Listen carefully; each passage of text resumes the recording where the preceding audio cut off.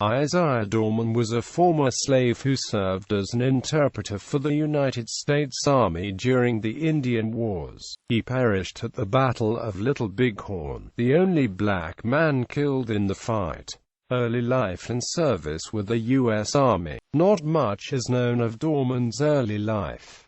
Date of births of both 1832 and 1840 exist. Other records suggest that he was a slave in the 1840s in Louisiana to the Dorman family and may have escaped and gone out west. By 1850, he had settled near Fort Rice in the Dakota Territory, where he supported himself by cutting wood for the garrison. He was on friendly terms with the Indians and probably knew Sitting Bull, according to Evan Connell's best-selling 1985 book Son of the Morning Star. In November 1865, he was hired to carry the mail on a 360-mile round trip between Forts Rice and Wadsworth for $100 a month, good pay at the time. It is said that he had no horse and walked the entire distance with his sleeping bag over his shoulder and the mail in a waterproof pouch. He did this for about 2 years. In September 1871, he served as a guide and interpreter for a party of engineers making the Northern Pacific Railroad survey. He may have accompanied the 7th Cavalry on the 1874 Black Hills expedition. There are references to Custer's servant, Isa, which may have been him mistaken by people who didn't know who he was. He lived with the Lakota tribe as a trapper and trader in the 1850s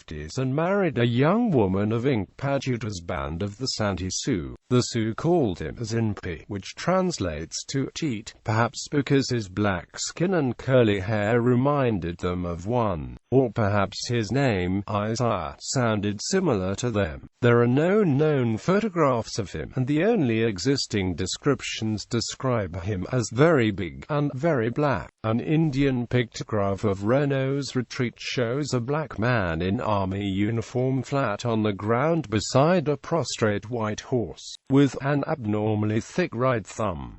Dorman during the Battle of the Little Bighorn. In the late spring of 1876, George Armstrong Custer hired Dorman as an interpreter for his expedition to the Little Bighorn country. On June 25, 1876, Dorman accompanied the detachment of Major Marcus Reno into the battle and was left behind when Reno retired across the river to the high bluffs. According to most accounts, as in Connell, he gave a good account of himself shooting several braves with a non-regulation sporting rifle. According to the account of one Indian survivor of the battle, "We passed a black man in a soldier's uniform and we had him. He turned on his horse and shot an Indian right through the heart.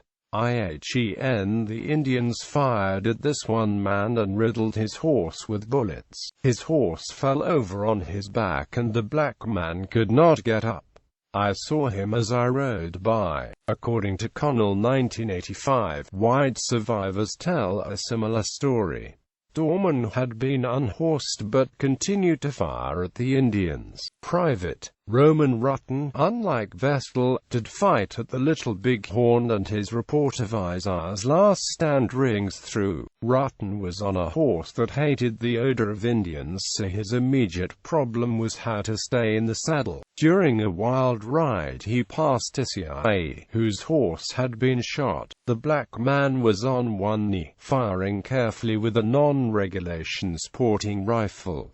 He looked up and shouted, "Goodbye, Rutten." Quote. Other eyewitness accounts from survivors indicate that Dorman was tortured by a group of women who pounded him with stone hammers, slashed him repeatedly with knives, and shot his legs full of buckshot. One odd detail reported is that his coffee pot and cup were filled with blood. A report that he had been sliced open may be a translator's error. Near his body was that of one of the Scouts, which had been slashed open and a willow branch stuck in the opening. To the Indians, mutilations were characteristic of different tribes and particular marks meant certain things. As for the torture, the Indians considered him a traitor who had fought with the Bluecoats against them. Dorman and Sitting Bull. Dorman's last stand at the Little Bighorn is documented in Stanley Vestal's Sitting Bull, Champion of the Sioux, Isaiah Dorman and the Custer Expedition, by Ronald McConnell, and Troopers with Custer. Historic Incidents of the Battle of the Little Bighorn by E. A. Brynestol, 1925-1989.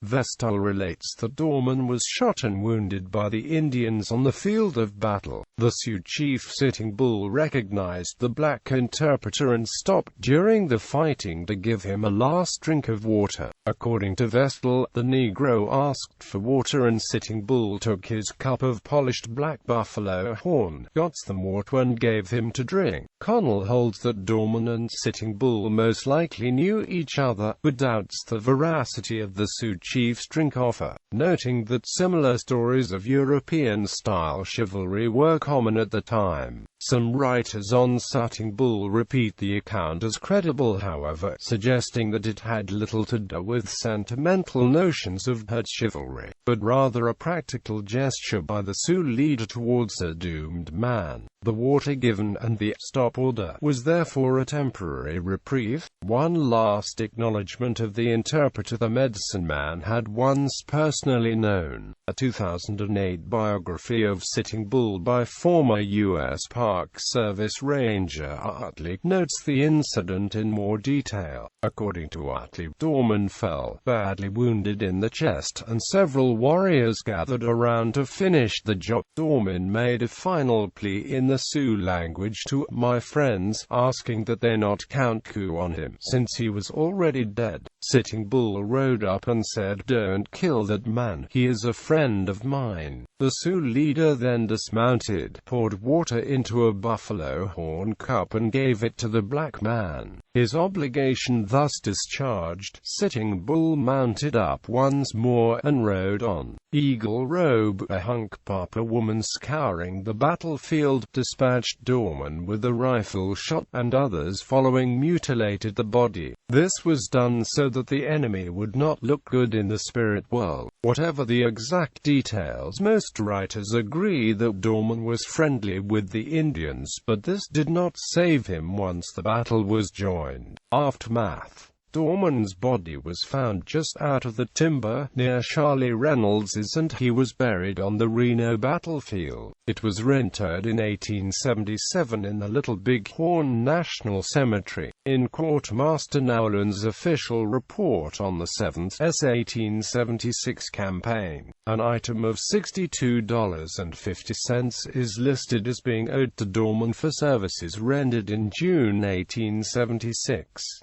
A man named Isaac McNutt, who was a handyman at F.D. Rice, attempted to claim the wages, but his claim was dismissed for lack of proof of connection. Dorman's Indian widow could not be found, and the account may be still drawing interest somewhere in the Army bureaucracy.